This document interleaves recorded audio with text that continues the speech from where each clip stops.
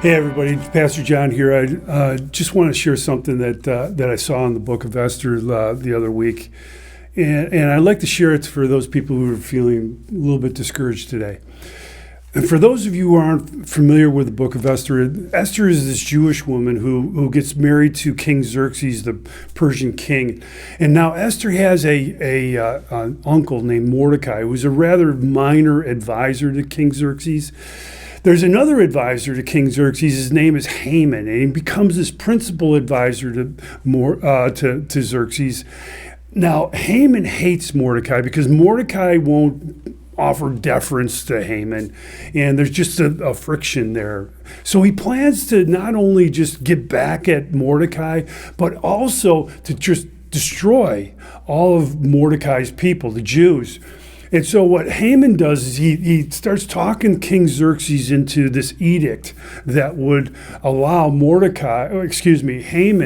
and his supporters to just destroy all the Jews towards the end of that particular year. Now, Mordecai hears of the plan. He goes in the morning. He starts putting on the sackcloth, and he just is lamenting and mourning. And he also tries to enlist Queen Esther to lobby the king to reverse the edict. Now, here's where God starts to work behind the scenes, because what happens is one night King Xerxes couldn't sleep. So what happens is he asks for the royal archives to be brought in and read to him. So and in the archives, he comes to realize that Mordecai actually saved his life.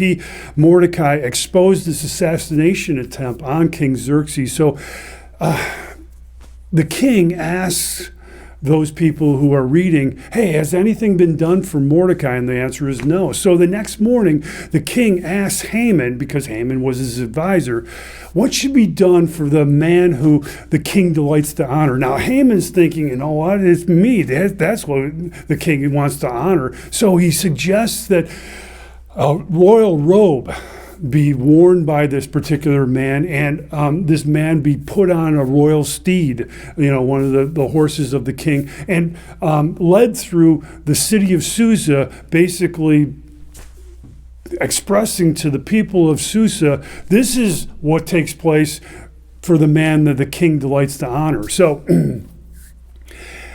here's where I'm going to ask, what happens is, the king says, I like that plan.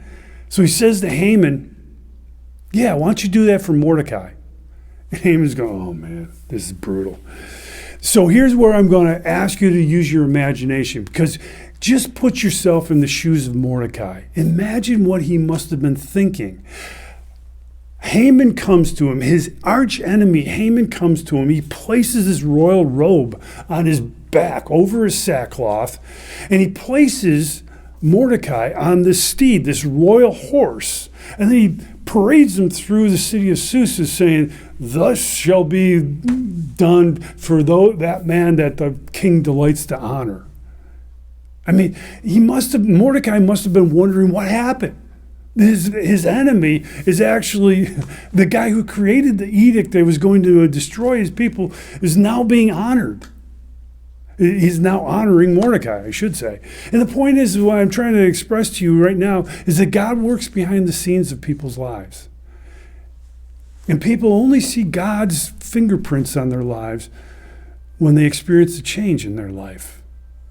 If you're discouraged, if you lost a job or a loved one, or even just your rhythm of life or something else, there's plenty of things that are discouraging to people these days. But if you're discouraged, don't give up on God. He's working behind the scenes even now. And at some point, you'll see his work and be amazed, just like Mordecai. I hope this helped. God bless.